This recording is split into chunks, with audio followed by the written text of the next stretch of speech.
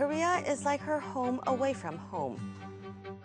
Maricon Ebron, the director of the Philippines Tourism Department in Korea, is in love with Korean food. Hear about her special passion for Korean food and culture.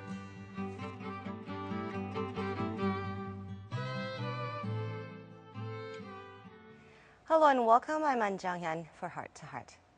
An increasing number of foreigners are falling in love with Korean food, not only for its great taste and variety, but also for its health benefits.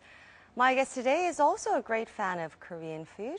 Please meet the director of the Philippines Tourism Department in Korea, Ms. Maricon Ebron. Great to have you with us. Thank you very much, Ms. Anne. It's a pleasure to be here. I know your program is globally shown in 22 countries, and it's really a great pleasure to guest in your show. We have a lot of viewers in the Philippines as well. Thank you. So your family and relatives could be watching right now. Yes, that's true. That's very true. So you've been here as a director of the Philippines Tourism Department for about 2 years now? Just 2 years now. How are you enjoying life and work here? My priority here is work. But I enjoy myself also around visiting places in Korea. You'll be surprised in a span of 2 years. I've visited so many places from Jeju to Gangwon-do to Gwangju to Incheon, Busan, Daegu, extensively even Andong. And really, I fall in love with Korea so much. I enjoy the weather. We don't have 4 seasons in the Philippines. I enjoy the food. And I enjoy the company of friends in Korea who make my life comfortable. This is not your first time in Korea, though. No, I have been here since, I first set foot in Korea in 1990. That was your first post overseas? First trip, yes. Yeah. And at the time, you were given a choice of either working in Japan or Korea. Yes. You chose Korea. You know, when Secretary Joseph Durano came into the Department of Tourism, he prioritized promotion in 3 markets only. That's Japan, Korea, and China. I took on the challenge given to me to promote in Korea. I could have just, got in Japan, being so familiar with the market, having had scholarship in Japan, and being familiar with the language as well. But, I took on the challenge of the secretary, and slowly I've grown the Korean market to be the #1 tourist in the Philippines. Wow. Yes. So for the last 3 years now. Koreans are the biggest group of travelers to the Philippines. That's right. That's wonderful. Yes. 2006, 2007, and 2008. I see. Now, how did you become interested in Korean food in particular? Well, I love cooking, and so of course it follows. You have to enjoy the food when you love cooking. Right. Yes. So do you cook Korean food too? I do. I cook. I learned cooking Chinese, Japanese, Italian, and the latest, of course, is Korean food. Yes. What's your favorite Korean dish? I have a lot of favorites. I cannot just zero in on one. What's the most unusual favorite? I love dolsot bibimbap. Okay. I love bulgogi, kalbichim, kalbitang, you name it. Almost everything of Korean food. Right. And how many Korean dishes do you know how to cook at home? Almost all the things I mentioned. Really? Yes. You'll be surprised I can make even the side dishes. Chigumchi. Chigumchi, the spinach. So easy. Yes. Oh, really? And I can have it maybe 5 times a week. That many times? Yes. How different is Korean food from the food back home? There's not much difference because, like for example, kalbitang is similar to our bulalo. That's why Koreans don't feel, homesick, because they can eat the same food in the Philippines. Is that right? Your kalbichim is similar to the taste of our, what do you call this, beef stew, caldereta. So there are a lot of similarities in the food. Of course, Korean food is basically spicy, but that's not so. I've, discovered that not all Korean food are spicy. So where do you learn to cook Korean food? Well, I learned to cook Korean food through television talk shows, television, cooking. Yeah? Live cooking. I have cookbooks in Korean. And sometimes when I dine in Korean restaurants, I asked the owners how it's done.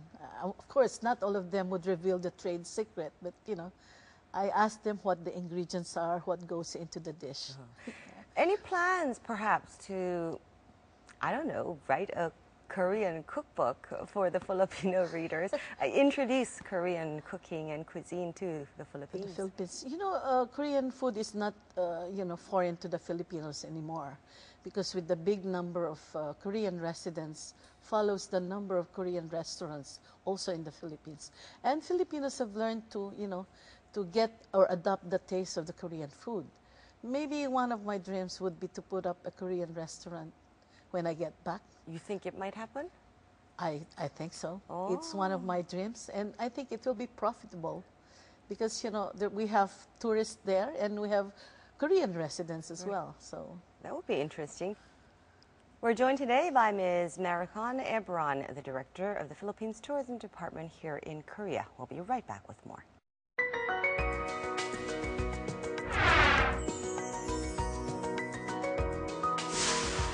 Korean food is just one of her many passions. We joined Ms. Maricon Ebron on her hike to Mount Pukan.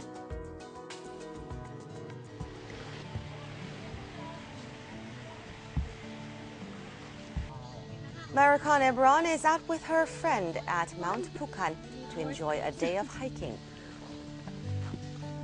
The hot summer weather does not seem to hinder her enthusiasm for mountain climbing. Can you imagine the kid is not tired, so we shouldn't be tired. It's very nice, very refreshing because it's getting out of the, polluted environment of the city. She's been living and working in Korea for 2 years. She's a strong believer in learning about a new culture through direct experience. Oh, this is really nature. Out of the city and relax. I enjoy the company of my boss. It's healthy because you're communing with nature and getting a breath of fresh air, I guess. That's the best thing you can do when you do climbing mountains. And it's one way of discovering Korea. After the long hike, they're all ready for today's special menu, the grilled eel. Smells good.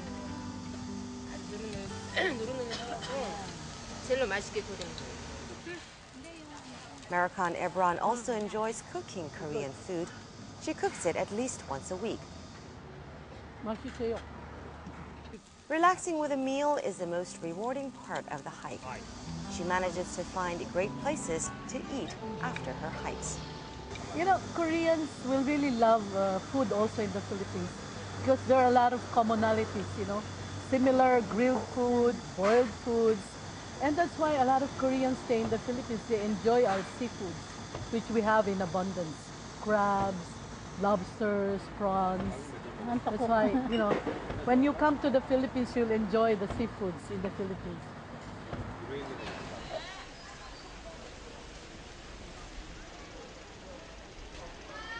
One of the charms of the mountains of Korea is that it's very close to the city. You can see all the tall buildings over there. That's already the city of Korea. And there's so many different mountains with different landscapes. This one is another beautiful mountain, and it has a lot of wild birds. Really, it's communing with nature if you come to the mountains of Korea. She will continue with her efforts to learn more about Korean cooking and culture. We hope that she'll find more treasures and make many fond memories as she travels around Korea. I'm hungry now after watching that. Do they eat eels in the Philippines? Yes, we do. Yes. Oh, in a similar form? Or? Well, we have different ways of cooking the eel. We cook it with vinegar, pepper, what do you call this, onion. It's like a stew. We call it paksiw, actually. It's a different preparation altogether. But there's a similarity in terms of the grilled one. It's just that we don't debone our eel. Not similar to what you do bones, here. Then? Yeah, we eat it with the bones because the eel in the Philippines, surprisingly, has soft bones. So we just chop it and then skewer it, and then grill it. That's how we do it. So you like the Korean style eel Yes, or I do. chango? Yeah. Yes, I like it. How often do you go mountain climbing? Maybe twice a month, That's pretty or often. when or maybe once a month. Depends on how busy we are. Usually around Seoul? Just around Seoul. That's what makes the mountains of Korea very interesting. In the Philippines, it gets you about 2 to 3 hours before you see a mountain, and before you can do a climb. You have to really go out to the countryside. Yes, you have to go to the countryside. Unlike Korea, it takes about 45 minutes to go to Bukhan Mountain, and then maybe do an hour and a half of climb, and then go down, and then you're rewarded with a nice dish like chango. So you like going to these restaurants after mountain climbing? Yes, yes. What's your? I think you deserve that. Yeah, I think so too. What's your favorite menu after a mountain climbing session? Well, there are various menus of Korean food that I've tried so far. Well, when we went to Bukhan Mountain, we had some beef, but it was too spicy though. Maybe the next time I'd inform, the owner to give me a lesser, spicier food in that area. And then we tried chango. And in some other areas, there is something that's unique in the area, like Bulam Mountain. I was there also, and then we had lunch dinner actually. We had dinner in the area. It's nice. It's nice. It's a brief respite from the city, What other cultural experiences do you enjoy in Korea? I love your Hallyu, of course. Way back when I was still in the Philippines, we Hallyu, love watching your dramas. Yes, and of course, I'm not new to Korea. I've seen jump. I've seen your what you call this Nanta? non-verbal nanta. Nanta, Almost, I think, 3 times already, and I really love that. I go around discovering the areas of Insadong. I discover also that not only food, but the culture of Korea. I know what an ondol is. I've tried it, Right. and I've done temple stays as well to really discover the unique culture of Korea. Now you say you also promote Korea as a tourism destination Of course, among yes. Filipinos. It should be a two-way thing. Right. What do you think about the tourism market here in Korea? Well, Korea has a lot to offer, really, to the world. Everything is in place here. Your infrastructure is ready to cater to tourists. You have good food. You have very good climate. You have very good shopping. I think, you have to get the message across. I think the world needs to know more about Korea as a very unique destination. Travel connections from the world to Korea is there, and then travel within Korea is well in place. So there's nothing that would hamper the development of more tourists coming to to Korea. So we need to promote it Yes, more. so you need to promote it, I guess. Yes. Have you found any areas or aspects of tourism in Korea that could use a little improvement? Well, I guess to go global, you want to be globally, accepted.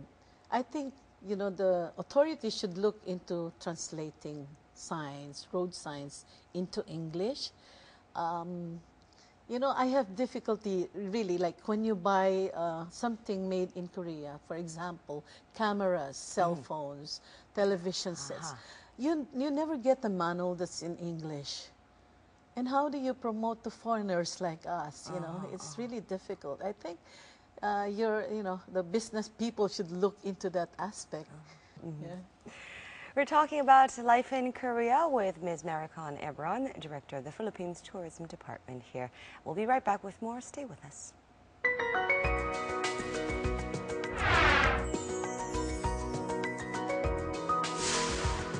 Still to come, Ms. Maricon Ebron talks about the future of tourism in Korea and the Philippines. We're back with Ms. Maricon Ebron, Director of the Philippines Tourism Department in Korea. Now, Korea and the Philippines are celebrating 60 years of diplomatic ties this year. Yes. That is a big cause for celebration. Now, at the government level, we've enjoyed very healthy, friendly relations over the last 6 decades. At the private level, how advanced are we, do you think? Well, you know, the recent trip or the recent visit of our President Gloria Macapagal Arroyo to Korea was very significant. They've covered a lot of ground in terms of bilateral relations. I still need to see, you know, probably increase in the overseas development ODA funds to, you know, to support projects of the Philippines from Korea. I know Korea is a contributor to the biggest ODA funds. And then I'd like to see an intensified or enhanced relationship between the Korean veterans and the Filipino the war veterans. veterans. As you're going to celebrate next year, the 60th anniversary of Korean War. And I'd like to see an improvement or an increase in investment opportunities in the Philippines. You know, there are a lot of investments now, small and medium scale industries in the Philippines, but probably I'd look more forward to more investments in terms of tourism. We just recently opened a branch of the Imperial Palace Hotel in Cebu. Maybe we would like to look forward to more types of investments in resort hotels and other infrastructure developments. What about people-to-people level? I know that there's a huge number of Koreans going to the Philippines to travel, but also there's an increase in the number of students going to study in the Philippines That's too. very true. You know, the Philippines is now one of the, you know, destinations for students. This has been the market segment, that, you know, the target segment that has improved a lot. From before we only had 10% of the travelers to the Philippines, now it's about more than 20% of the outbound of Korea to the Philippines. Interesting. So, right. Very, very interesting. So both at the government level and private level, we enjoy very strong relations. Yes, that's true. Yes, you know, the children or the students not just come to learn English, you know, they come to learn while traveling around the country. Right, right. Why do you think the Philippines is so popular among Koreans? Well, I guess firstly, the proximity is number one, you know. You can just, you know, a student can just be visited by the mom anytime because it's like 3 hours away, so close to the Philippines. And there are a lot of Koreans already living in the Philippines. They are actually our ambassadors. They're the ones promoting to friends, to relatives to come to the Philippines. We're covering a lot of ground as well and doing promotions all over Korea. But, you know, I think the best experience, the good experience of already Koreans who have visited the Philippines is what's promoting us continuously. Well, you do have wonderful beaches and resorts, and the Philippines is very popular among honeymooners as well. That's true. Yes, that's very, very true. I would like to look forward to your visit, you know. I would love to to the come visit, Philippines, yes. Now, on the other hand, then, how well is Korea known as a tourism destination in the Philippines? Well, I guess it works two ways with the, you know, the number of Koreans already living in the Philippines who have developed friends. They also promote Korea. So they actually promote inbound to Korea as well. And Koreans love, the Philippines love Korea because of the weather. You know, Koreans also love to experience 4 seasons. We don't have that. We don't have the snow. Snow, right. Yeah, that's one of the experiences that the Filipinos look forward to.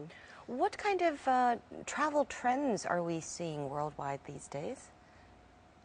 You know, I think with the climate change and, you know, present global warming issues, I think everybody will look forward to sustainable tourism. Eco-friendly. Yes. I think, you know, every tourist should be responsible. They should appreciate the local communities. They should understand the culture in much the same way that the local community should understand the tourists that come to them. And, you know, it should be reciprocal. It should work both ways to, you know, sustain the environment for the tourists and for future generations to enjoy. Right.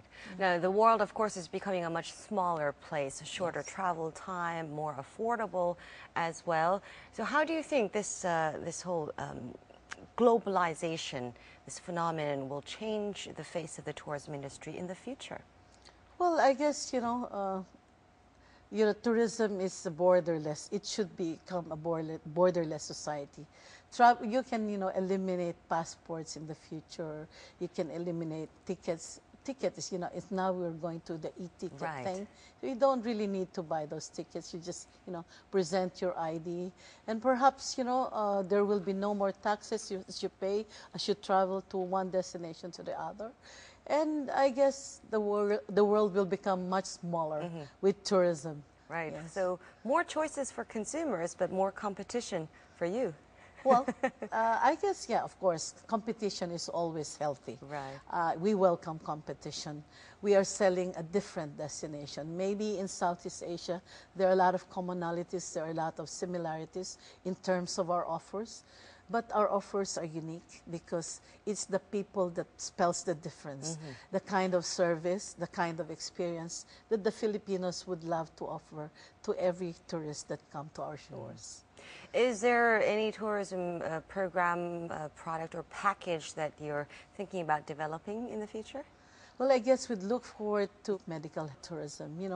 We have well-trained doctors and nurses in the Philippines, and we would like to welcome, Koreans who would like to seek medical help.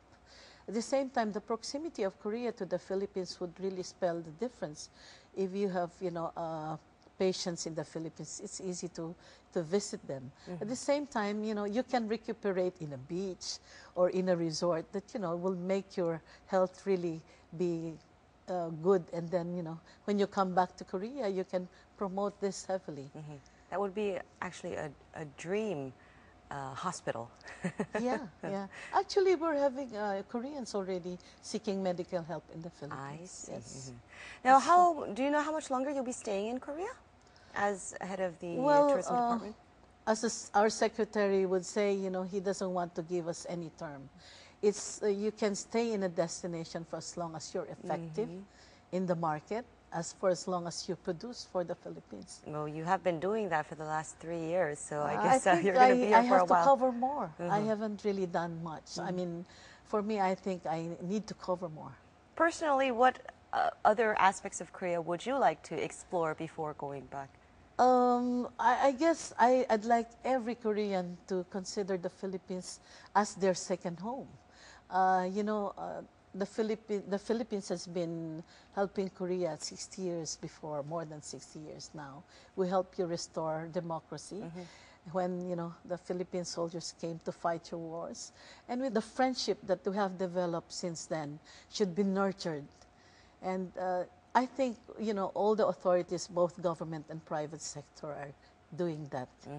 Yes, and I'd look forward to more Koreans also considering the Philippines as their second home. Right, and you do consider Korea your second home? Yes, just as I consider Korea my second home. Right. Well, I want to thank you very much for spending your time with us today.